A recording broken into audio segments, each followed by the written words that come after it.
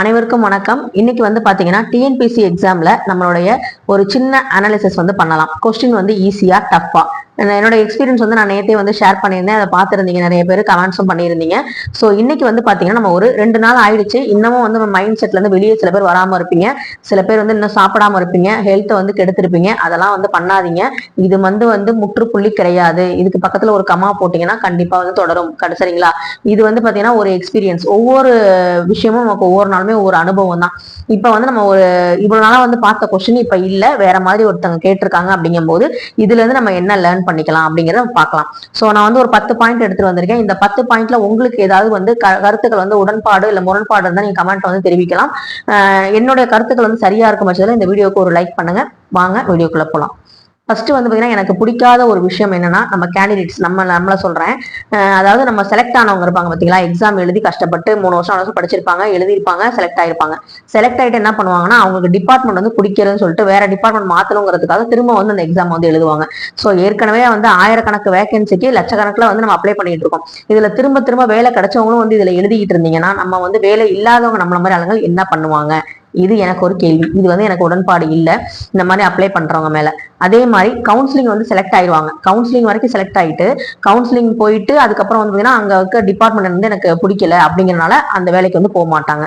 இது வந்து ரெண்டாவது. இது ஏன் நான் அடிச்சு சொல்றேன்னா, இது வந்து நடந்திருக்கு. நானே வந்து எங்க ஊர்ல எங்க ஸ்டூடெண்ட் அந்த பொண்ணே வந்து பண்ணிருக்காங்க. நாங்களே வந்து நானே ரொம்ப கோவப்பட்டேன் அந்த நேரத்துல.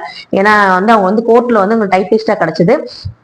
கிடைக்கும் போது அவங்க வந்து என்ன பண்ணிட்டாங்கன்னா, எனக்கு வந்து கோர்ட்ல வந்து கொஞ்சம் கஷ்டமா இருக்கும், நான் வேணாம், வேலை வந்து ரொம்ப ஹெவியா இருக்கும்னு சொல்லிட்டு வேணாம்னு சொல்லிட்டு வந்துட்டேன். திரும்ப படிச்சு திரும்ப எழுதிட்டு இருக்காங்க. ஸோ இந்த மாதிரி விஷயங்கள் பண்றவங்கள வந்து பாத்தீங்கன்னா கொஞ்சம் வந்து இரிட்டேட் ஆகுது. ஸோ கிடைச்சா நீங்க வந்து வேலைக்கு போயிருங்க. அதுக்கப்புறம் நம்ம வந்து 2 வருஷம் கழிச்சு 3 டிரான்ஸ்ஃபர்ல மாத்திக்கலாம், டிபார்ட்மெண்டல் எக்ஸாம் எழுதலாம், அதுக்கப்புறம் நம்ம வந்து வேற டிபார்ட்மெண்ட் மாத்தணும்னா கூட மாத்தலாம். அந்த மாதிரி விஷயங்கள்லாம் இருக்கும். உள்ள போனாதான் நமக்கு தெரியும். சரிங்களா? எந்த வேலையுமே கிடைக்கலங்கிறனாலதான் நம்ம காசானாலும் கவர்மெண்ட் காசு வேணும்னு சொல்லிதான் நம்ம வேலைக்கு வரோம். ஸோ அதையும் வந்து நம்ம விட்டுட்டு இப்படி இருக்கிறதுங்கிறது பின்னாடி வர அந்த ஆளுங்களுக்கும் வந்து அந்த கேண்டிடேட்ஸுக்கும் வந்து பாத்தீங்கன்னா எண்ணிக்கை வந்து சேர்ந்துக்கிட்டே போகுது, தவிர குறைய மாட்டேங்குது. இதுல வேலை கிடைச்சவங்களும் நீங்க வந்து பாத்தீங்கன்னா திரும்ப திரும்ப எக்ஸாம் எழுதுனா எப்படி வந்து மத்தவங்களுக்கு வேலை கிடைக்கும்? மத்தவங்க எப்படி காம்படிஷன் வந்து அந்த காம்படிஷனோட எண்ணிக்கை எப்படி குறையும் அப்படிங்கறதான் என்னுடைய கேள்வி. ஏற்கனவே வந்து பாத்தீங்கன்னா நிறைய வந்து கவர்மெண்ட் ஜாப் வந்து வேகன்சி கிடையாது, நமக்கு ஆயிரக்கணக்கில் தான் இருக்கு. அதை வந்து ஃபில் பண்றதுக்கு என்னவோ அதுதான் நம்ம பண்ணணும். சரிங்களா? இது வந்து என்னோட 2வது பாயிண்ட். அடுத்தது 3வது வந்து பாத்தீங்கன்னா, நமக்கு நடக்கிற அநியாயங்களை வந்து தட்டி கேட்கறதுக்கு வந்து யாருக்கும் நேரம் இல்லை. ஏன் நமக்கே வந்து நேரம் இல்லை. இப்ப ரீசெண்டா நடந்த அஜித்குமார் அவங்க இஷ்யூ, அதே மாதிரி வந்து பாத்தீங்கன்னா இந்த நிறைய இஷ்யூஸ் நடக்குதுல. இப்ப நிறைய வந்து தற்கொலை, கொலை, இந்த மாதிரி கொள்ளையா நடக்குது பாத்தீங்களா. இந்த மாதிரி நாட்டுல நடக்கிற விஷயங்களை வந்து பாத்தீங்கன்னா நமக்கே வந்து பயமா தான் இருக்கு. இந்த மாதிரி விஷயங்கள்லாம் வந்து எப்படி நடக்குது, ஏன் நடக்குதுங்கிறத அவங்கவுங்க ஆட்சி செய்யறவங்க தான் வந்து யோசிக்கணும். சட்டம் ஒழுங்கு எந்த நிலைமையில இருக்குங்கிறது உங்களுக்கு தெரியும். சோ இதுல நம்ம வந்து போராடுறதுங்கிறது எந்த அளவுக்கு ரீச் ஆகுங்கிறத நீங்களே யோசிங்க. ஒரு சில கமெண்ட்ஸ் வந்து மற்ற யூடியூப்ல வந்து நம்ம அகாடமில எல்லாம் வந்துருப்போம் பாத்தீங்களா, வச்சிருப்பாங்கல்ல, அந்த யூடியூப்ல போய் கமெண்ட்ஸ் எல்லாம் பார்க்கும்போது, நான் வந்து என் பிள்ளைக்கு கூட சோறு ஊட்டாம நான் படிச்சேன், என் கணவர் கூட கவனிக்காம நான் படிச்சேன், என் உடம்ப கூட பாத்துக்காம நான் படிச்சேன், இப்படிலாம் படிக்கணும்னு ஒன்றும் அவசியம் இல்லைங்கிறத நான் சொல்லுவேன். ஏன்னா நம்ம வந்து பாத்தீங்கன்னா 10th நம்ம நல்லா டிகிரி ஹோல்டர் படிச்சவங்க நிறைய பேர் அப்ளை பண்ணுவோம். நீங்க வந்து கான்பிடண்டா இருங்க. இந்த தடவை வந்து இந்த எஃபர்ட் போடுவோம். அதாவது என்னன்னா, நம்ம வந்து 6th to 12th வரைக்கும் முடிச்சுட்டு தான் நம்ம வந்திருக்கோம். அப்பவே வந்து நம்ம நல்லா படிச்சிருக்கோம் அப்படின்னா இப்ப வந்து அது படிக்கிறதுங்கிறது ரொம்ப ஈஸியா தான் இருக்குங்கிறத நீங்க முதல்ல நம்பணும். அதே மாதிரி டெய்லியும் ஒரு 1 hour 2 hour நம்ம எடுத்து ரிலாக்ஸா பண்ணோமா, மூடி வச்சோமா, நம்ம வேலையை பார்த்தோமா அப்படின்னு இல்லாம இதையே வந்து நான் ஃபுல் பிளட்ஜா வந்து பண்றேன் அப்படிங்கும் போது அதுலதான் வந்து நமக்கு டிப்ரெஷன்ங்கிறது வருது, என்னை பொறுத்த வரைக்கும். சரிங்களா? நெக்ஸ்ட் வந்து பாத்தீங்கன்னா, என்னுடைய வேலை வந்து பாத்தீங்கன்னா பறிப்போச்சு. நான் வந்து கான்ட்ராக்ட் வேலை வந்து ஒர்க் பண்ணிட்டு இருந்தேன். கவர்மெண்ட் செக்டர்ல ஐசிடிஎஸ்ல வந்து ஒர்க் பண்ணியிருந்தேன். அப்ப வந்து பாத்தீங்கன்னா ஓவர் நைட்ல வந்து பாத்தீங்கன்னா எங்களுக்கு வந்து டெர்மினேஷன் ஆர்டர் வந்துச்சு. எந்த ஒரு இன்ஃபர்மேஷனும் இல்லாம, எந்த ஒரு இன்டிமேஷனும் கொடுக்கவே இல்லை முன்னாடியே. அப்ப திடீர்னு வந்து வேலையை விட்டு தூக்குனாங்க. வந்தாச்சு. அப்புறம் போய் சென்னையில போய் போராட்டம் எல்லாம் பண்ண. ஒரு நாள்ல ஒரு மீடியா கூட அங்க வந்து நிக்கல. சோ இதெல்லாம் வந்து நிறைய நடந்துச்சு. அதனால வந்து ஒரு யூஸுமே இல்லை. அதுக்கப்புறம் 3 வருஷம் ஆச்சு நான் வேலை எனக்கு பறி போய். ஆனா வந்து பாத்தீங்கன்னா நான் வந்து இன்னும் வந்து நல்லாதான் இருக்கேன். நல்லாதான் வந்து அடுத்த லெவல் என்னோட இது என்னன்னு பாத்துட்டு, ஆனா அந்த வலி வந்து இன்னும் இருக்கு. அந்த வலியோட சேர்ந்து இன்னும் வந்து நம்ம ஓடிக்கிட்டு தான் இருக்க வேண்டியது இருக்கு. ஏன்னா வாழ்க்கையில சில வலிகள் நமக்கு வந்துகிட்டு தான் இருக்கும். அந்த பாடம் வந்து ரொம்ப ரொம்ப நமக்கு கத்துக் கொடுக்கறது, பெரிய பெரிய விஷயங்கள் நம்ம சாதிக்கிறது கண்டிப்பா உதவும். அதனால வந்து நீங்க வந்து ஒரி பண்ணாதீங்க. அந்த இடத்துல இருந்து வந்தனாலதான் நான் வந்து 4 வருஷம் நான் வந்து அந்த பண்ணதுனாலதான் இந்த மாதிரி கவர்மெண்ட் எக்ஸாம் பத்தி நான் யோசிக்கிறேன்.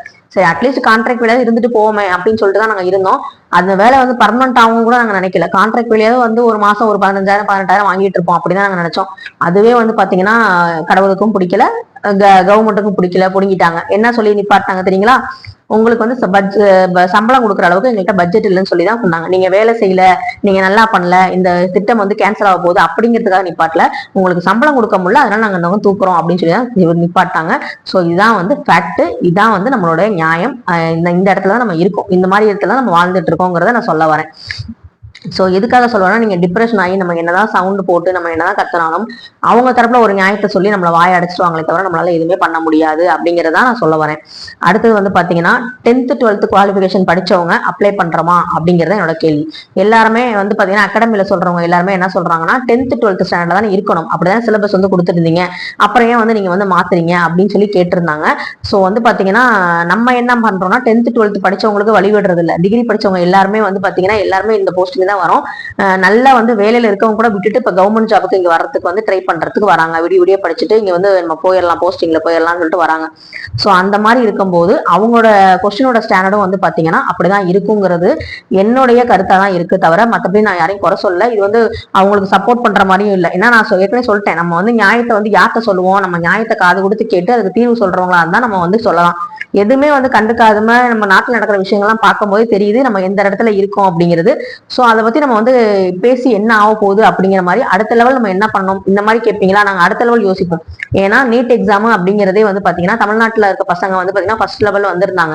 ஃபர்ஸ்ட் நீட் எக்ஸாம்னால சூசைட் பண்ணவங்க போய் அதுக்கப்புறம் இதே நீட் எக்ஸாம்ல வந்து தமிழ்நாட்டு பசங்க வந்து வந்திருந்தாங்கிறது யாராலையும் மறுக்க முடியாது இல்லையா? எல்லாமே வந்து பாத்தீங்கன்னா நம்மளால முடியும் அப்படிங்கிற எண்ணத்தை நீ எவ்வளவு வேணா அடி நான் தாங்குறேன் அப்படிங்கறதான் வந்து பாத்தீங்கன்னா டிஎன்பிஎஸ்சி எக்ஸாம் எழுதுறவங்க கேண்டிடேட்ஸோட மனநிலைமையா இருக்கும். ஏன்னா அவங்க வந்து பாத்தீங்கன்னா 1 வருஷம் 2 வருஷம் இல்ல 5 வருஷம் 10 வருஷம் படிக்கிறவங்க கூட இதுல இருக்காங்க அப்படிங்கறதான் என்னுடைய ஒரு தாழ்மையான விஷயமா நான் கேட்கிறேன். அதுக்காக நீங்க ரொம்ப டிப்ரெஷன் ஆக வேணாம் அப்படிங்கிறதுக்காக இதை சொல்றேன். இது அடுத்து நெக்ஸ்ட் படிக்கலாமா வேண்டாமா அப்படின்னு யோசிச்சீங்கன்னா அது வந்து சாய்ஸ் வந்து உங்களுது. ஆனா வந்து நான் என்ன சொல்றேன்னா தமிழ்நாடோட எக்ஸாம் தமிழ்நாடு கண்டக்ட் பண்ற எக்ஸாம்ல தமிழ்நாட்டு பிள்ளைங்க எழுதுறதுல ஒன்றும் தப்பு இல்லை, நம்ம தொடர்ந்து எழுதுவோம். யாருக்கு எந்த தமிழ்நாட்டு பிள்ளை கிடைச்சாலும் அது நம்ம வீட்டு பிள்ளை தான் சொல்லி கிடைச்சா சந்தோஷம் தான் அப்படிங்கிற மாதிரி. ஏன்னா எந்தெந்த செக்டார்லயும் வந்து நார்த் இந்தியன் வந்து உட்கார்ந்து இருக்கும் போது நம்ம தமிழ்நாட்டுல நம்ம தமிழ் படிச்ச பிள்ளைங்க உட்கார்றதுல ஒன்றும் தப்பு கிடையாது அப்படிங்கிறதான் தொடர்ந்து எக்ஸாம் எழுதுங்கன்னு சொல்றதுக்காக இதை சொல்ல வரேன். நெக்ஸ்ட் வந்து பாத்தீங்கன்னா கொஸ்டின் அனாலிசிஸ் பண்றதுல நான் வந்து பாத்தீங்கன்னா காலையில இன்னொரு தடவை எடுத்து பார்த்தேன் அப்படி என்ன டஃபா இருக்கு அப்படின்னு. எனக்கு வந்து பாத்தீங்கன்னா ஒரு 100க்கு 80 நல்லா படிச்சவங்க 85 88 கூட எடுக்கலாம், 90 கூட எடுக்கலாம், நல்லா யோசிச்சு போட்டிருந்தாங்கன்னா. இதுல வந்து பாத்தீங்கன்னா கூற்று காரணம் அப்படிங்கிறது நிறைய வந்து தமிழ்லையும் கேட்டிருந்தாங்க. கொஸ்டின் வந்து கொஞ்சம் பெருசா இருந்தனால நமக்கு வாசிக்கிறது கொஞ்சம் டைம் ஆன மாதிரி இருந்துச்சு. ஆனா ஒரு செகண்ட் நல்லா தெளிவா வாசிச்சிருந்தீங்கன்னா அந்த கொஸ்டின் வந்து நம்ம அடிச்சிருக்கலாம். நிறைய பேர் வந்து நம்ம என்ன பண்ணுவோம்னா பதட்டத்துல பிளாங்க் ஆயிரும். அந்த இடத்துல ஒருத்தவங்க கொஸ்டின் திருப்பினோன்னா ஐயோ இது கஷ்டமா இது மாதிரி நமக்கு வந்ததே இல்லையே என்ன இப்படி கேட்டிருக்காங்க அப்படின்னு மைண்ட்ல வந்து தோணிருச்சுனாலே நமக்கு வந்து அடுத்த லெவல் வந்து போக முடியாது. ஸோ அந்த மாதிரி மிஸ்டேக் தான் வந்து பாத்தீங்கன்னா நிறைய பேர் பண்ணிருப்பாங்க. படிச்ச கொஸ்டின் நீங்க எடுத்து பாருங்க, கொஸ்டினை இந்த கொஸ்டினுக்கா நம்ம இந்த தப்பு பண்ணோம் அப்படிங்கிற மாதிரி இருக்கும். அந்த வந்து பாத்தீங்கன்னா அந்த கணம் காணம் அப்படிங்கிறது இன்னொரு இடத்துலயும் வந்திருக்கும், பொண்ணுங்கிறது வந்திருக்கும், காணம்னா பொண்ணு பொறுத்தவரையிலும் வந்திருக்கும். அதே மாதிரி இங்க வந்து பாத்தீங்கன்னா 2 இருபொருள் தருகளையும் வந்திருக்கும். ஸோ அந்த மாதிரிலாம் கொஸ்டின் நம்ம பார்க்கும்போதே நமக்கு முன்னாடி ஒரு 5 நிமிஷம் முன்னாடி கொஸ்டின் கொடுத்துட்றாங்க, நம்ம ரிலாக்ஸா கொஞ்சம் பார்த்துருந்தா கொஞ்சம் வந்து பயம் இல்லாம இருந்திருக்கலாம். எத்தனை பேர் வந்து அந்த 5 நிமிஷத்துக்கு ரிலாக்ஸ் பண்ணாம கொஞ்சம் வந்து பதட்டத்தோட பாத்துறவங்க வந்து பாத்தீங்கன்னா டைம் போயிடுச்சுன்னு இதுலயே உட்காந்துட்டு மேக்ஸ் ஜெனரல் ஸ்டடிஸ் வந்து படிச்சதுலயும் வந்து கோட்டை விட்ட மாதிரி இருந்திருக்குமே தவிர இது ஒரு லேர்னிங் தான். இப்படியும் கொஸ்டின் கேட்பாங்க அப்படிங்கிற மாதிரி நம்ம வந்து எடுத்துக்கணுமே தவிர அதாவது தமிழ்ல வந்து கூற்று காரணமே கேட்கக்கூடாது, ஒரு நீங்க வந்து இப்படிலாம் வந்து இலக்கணம் கேட்கக்கூடாது நம்ம யாரையும் சொல்ல முடியாது. இப்ப கலைச்சொற்களே எடுத்துக்கோங்களேன், கலைச்சொற்கள் அப்படின்னு தான் சொல்லியிருப்பாங்களே தவிர உங்களுக்கு வந்து 6th to 12th ஸ்டாண்டர்ட் தான் சொல்லியிருக்காங்க, 10th 12th ஸ்டாண்டர்ட் தான் சொல்லியிருக்காங்க. அந்த கலைச்சொற்கள் வந்து தமிழ் புக்ல இருந்தா எடுப்பேன்னு யாருமே சொல்லல, அதை வந்து நீங்க நோட் பண்ணணும். அதே மாதிரி கலைச்சொற்கள்ங்கிறது நமக்கு வந்து ஹிஸ்டரியிலயும் இருக்கு சயின்ஸ்லயும் இருக்கு. ஸோ எதுல இருந்து வேணாலும் கேட்கலாமே, அதனால வந்து பாத்தீங்கன்னா நம்ம எதுவும் சொல்ல முடியாது. ஸோ எல்லாரும் சொல்றாங்க அப்படிங்கறதுனால நீங்க வந்து போட்டு குழப்பிக்காதீங்க. இந்த மாதிரி ஒரு விஷயம் நடந்திருக்கு. இதுலயும் 180 190 எடுப்பாங்க, 160 கட் ஆஃப் எவ்வளவு வைக்கிறாங்களோ அந்த கட் ஆஃப் எடுத்து வேலைக்கு போறவங்க 4000 பேர் இருக்காதானே போறாங்க. சோ நம்மள மாதிரி வந்து பாத்தீங்கன்னா புலம்புறவங்க ஒரு சைடு இருந்தாலும் இதை வந்து பாசிட்டிவா வந்து செலக்ட் ஆகி போறவங்களும் இருக்காங்க அப்படிங்கிறதுக்காக நான் சொல்ல வரேன். ஓகேங்களா? ஸோ கொஸ்டின் அனலைஸ் பண்ணி பாருங்க, உங்களுக்கே வந்து ஒரு விஷயம் வந்து புரியும். ஸோ நம்ம அந்த நேரத்துல பதட்டப்பட்டோமோ அப்படிங்கிற மாதிரி உங்களுக்கு தோணும். அதே மாதிரி கோச்சிங் சென்டர்ல வந்து ஏன் கதறாங்க அப்படின்னா அவங்களும் வந்து பாத்தீங்கன்னா ஒரு எஃபர்ட் வந்து போட்டிருக்காங்க. ஸோ வந்து அவங்களும் வந்து பாத்தீங்கன்னா நிறைய கொஷின் பேப்பர் வந்து எடுத்து நிறைய வந்து கொஷின்ஸ்லாம் ரெடி பண்ணி நமக்கு வந்து டெஸ்ட் மாதிரிலாம் கண்டக்ட் பண்ணி நிறைய யூடியூப்ல வந்து வீடியோஸ்லாம் மேக் பண்ணி போடுறது வந்து ரொம்ப ரொம்ப ஒரு கஷ்டமான விஷயம். ஒரு வீடியோ வந்து எடுத்தோடனே வந்து அப்லோட் பண்ணிட முடியாது. அதுக்கு நிறைய வந்து ப்ராசஸிங் இருக்கு. ஸோ வந்து பார்த்தீங்கன்னா அதில் வந்து பார்த்தீங்கன்னா நம்ம நிறைய கவனமாக வந்து பண்ணணும். ஸோ அந்த மாதிரி விஷயங்கள்லாம் பண்ணும்போது அவங்களுக்குமே வந்து பார்த்தீங்கன்னா இந்த மாதிரி ஒரு ஏமாற்றம் வந்து நம்ம பிள்ளைங்க வந்து ஜெயிக்க முடியல, நம்மளால வந்து பார்த்தீங்கன்னா இவ்வளோ 100% ரிசல்ட் வந்து கொடுக்க முடியல அப்படின்னா நெக்ஸ்ட் டைம் வந்து நமக்கு வந்து எப்படி வந்து ஜாயின் பண்ணுவாங்க, நம்மளை எப்படி நம்புவாங்க, ட்ரஸ்ட் போயிருமே அப்படிங்கிற ஒரு ஏக்கம், ஒரு பதட்டம் வந்து அவங்களுக்குமே இருக்கு. அது மட்டும் இல்லாம நிறைய வந்து யூடியூபர் வந்து பார்த்தீங்கன்னா இதில் வந்து நிறைய விஷயங்கள் வந்து எஃபர்ட் போட்டிருக்காங்க. காசு வாங்காமல் வந்து ஃப்ரீயாகவே வந்து பார்த்தீங்கன்னா நிறைய விஷயங்கள் வந்து நமக்கு சொல்லி கொடுத்துருக்காங்க. ஸோ அந்த விஷயங்கள் நம்ம வந்து மறுக்க முடியாது. ஸோ வந்து பார்த்தீங்கன்னா அகாடமி சைடு வந்து பார்த்தீங்கன்னா இந்த ஒரு பதட்டம் இருக்கும், நெக்ஸ்ட் டைம் வந்து நம்பி வருவாங்களா அப்படின்னு. ஏன்னா எங்கள் ஊர் சைடில் வந்து பார்த்தீங்கன்னா ஒரு அகாடமி வந்து இருக்குது, பெரிய அகாடமி. அவங்க வந்து பார்த்தீங்கன்னா ஒரு இவ்வளோ ஹாஸ்டல் வரைக்கும் அந்த ஒரு காலேஜ் மாதிரி வந்து கட்டியிருக்காங்க. ஸோ வந்து ஹாஸ்டல் மாதிரி வந்து பார்த்தீங்கன்னா அங்கேயே பிள்ளைங்க தங்கி படிக்கிறாங்க. அங்கே படிச்சுட்டு சில பிள்ளைங்க பயந்தெல்லாம் ஓடி வந்திருக்காங்க. ஸோ அந்த மாதிரி வந்து இனிமேல் வந்து கோச்சிங் சென்டரில் நீங்கள் பண்ணுறீங்க அப்படின்னா தயவு செய்து இந்த மாதிரி பண்ணாதீங்க. அதாவது ஸ்டூடெண்ட்ஸை வந்து எப்படி வந்து ஹேண்டில் பண்ணணும், எக்ஸாமை எந்த மாதிரி கொஷின் வந்து இருந்தாலும் எப்படி வந்து அவங்க ஹேண்டில் பண்ண வைக்க முடியும் அப்படிங்கிற மாதிரி நீங்கள் வந்து ட்ரெயின் அப் பண்ணுங்கள். நீங்கள் வந்து கிளாஸ் நடத்த வேணாம், சிலபஸ் வந்து பார்த்தீங்கன்னா ஃபுல்லாக கவர் பண்ணணும் எடுக்கணும் அப்படிங்கிறலாம் இல்லை. டெய்லியும் ஒரு 50 கொஷின், அந்த 50 கொஷின் வந்து டெஸ்ட் மாதிரியே நீங்கள் கொடுத்துட்டு அந்த 50 கொஷின்ல எந்த மாதிரிலாம் வந்து எப்படிலாம் வந்து கொஷின் வந்து என்ன ராங் ஆன்சருக்கு எப்படி வந்து நம்ம வந்து எக்ஸ்பிளைன் பண்ண முடியும் அந்த மாதிரி பண்ணாலே ஓரளவு வந்து பார்த்தீங்கன்னா ப்ராக்டிஸ் தான். இதில் வந்து பார்த்தீங்கன்னா நம்ம வந்து தமிழ் வந்து ஃபுல்லாக கற்றுக்கிட்டு நம்ம வந்து பார்த்தீங்கன்னா திருக்குறளோ இல்லை வந்து நாலடியாரோ எழுத போகிறது இல்லை திரும்ப. ஸோ வந்து நம்ம வந்து எக்ஸாமுக்கு என்ன தேவையோ அதான் நமக்கு பண்ண போகிறோம்.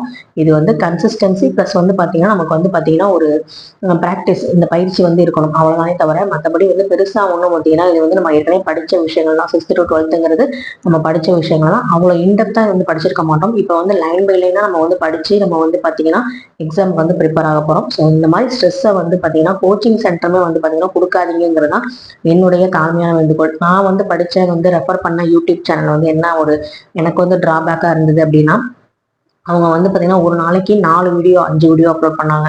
தமிழுக்கு ஒன்று, ஹிஸ்ட்ரிக்கு ஒன்றுன்னு. எனக்கு வந்து பார்த்தீங்கன்னா நான் வந்து ஹவுஸ் ஒய்ஃபும் ப்ளஸ் அது இல்லாமல் பார்ட் டைமாக வந்து நான் வந்து எங்களோட பிஸ்னஸே நான் வந்து பார்த்துட்டு இருக்கேன். ஸோ வந்து பார்த்தீங்கன்னா நான் வந்து ஒரு ஹோம் மேக்கராக நான் வந்து குழந்தைங்க வீடு எல்லாமே நான் பார்க்கணும், அதே மாதிரி என்னையும் பார்த்துக்கணும், என்னோட பிஸ்னஸ்க்கு எங்கள் ஹஸ்பண்டுக்கு நான் சப்போர்ட் பண்ணுறேன். ஸோ இந்த மாதிரி இருக்கும்போது நான் வந்து பார்த்தீங்கன்னா ஃபுல் டைமாக வந்து என்னால் படிக்க முடியாது. அப்போ நம்ம வந்து ஒரு வீடியோ வந்து ஒரு நாளைக்கு வந்து அவங்க போடுறாங்க அப்படின்னா அந்த ஒரு வீடியோ எப்படியாவது ஒரு மணி நேரம் ஒதுக்கி நம்ம பார்த்துட முடியும். அதே விஷயத்த ஒரு 4-5 வீடியோ போட்டாங்கன்னா அடுத்த நாள் வந்து அந்த 4 வீடியோ பார்க்க முடியலன்னா ஒரு வீடியோ தான் பார்த்துருக்கோம், மீதி 3 வீடியோ பார்க்கலாம், அடுத்த நாள் பார்க்கலாம்னு நினைக்கும் போது அதுக்கு அடுத்த நாள் ஒரு 4 வீடியோ சேர்த்து போடுறாங்க.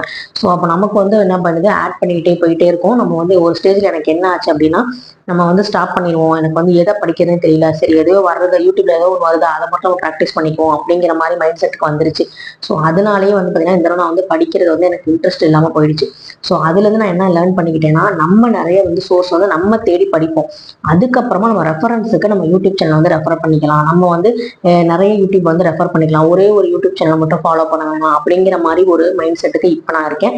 ஸோ வந்து பார்த்தீங்கன்னா அடுத்தடுத்து நீங்கள் குரூப் 2 எழுதுறீங்க, குரூப் 2 எழுதுறீங்க, இல்லை குரூப் 1 எழுதுறீங்க, எது வந்தாலும் சரி இனிமே வந்து பார்த்தீங்கன்னா நம்மளுடைய இதையும் வந்து மாற்றிக்கணும். ஒருத்தங்க டிபெண்ட் பண்ணியே வந்து பார்த்தீங்கன்னா நம்ம வந்து படிக்கிறது, ஒருத்தர் சோர்ஸை வந்து வச்சு நம்ம படிக்கிறது அப்படிங்கிறது வந்து பார்த்தீங்கன்னா இல்லாமல் நம்ம நிறைய தேடல்களை தேடி அதுக்கப்புறம் நம்ம இன்ட்ரெஸ்டாக எடுத்து நோட்ஸ் எடுத்து படித்து நம்ம ஒரு ஃபேக்கல்ட்டி மாதிரி எப்படி இருந்தால் ஒரு கொஷின் எடுத்தால் எப்படி கேட்பாங்க, எப்படி வந்து எனக்கு ஆன்சர் பண்ண முடியும், இந்த கொஷினை வேற மாதிரி எப்படி கேட்கலாங்கிறத நமக்குள்ள நம்ம டிஸ்கஸ் பண்ணுறதுங்கிறது ஒரு நல்ல ஒரு ஆரோக்கியமான படிப்பை வந்து நமக்கு சொல்லிக் கொடுக்கும். அதே மாதிரி நமக்கும் வந்து இன்ட்ரெஸ்டாக இருக்கும் அப்படிங்கிறது தான் என்னுடைய கருத்து.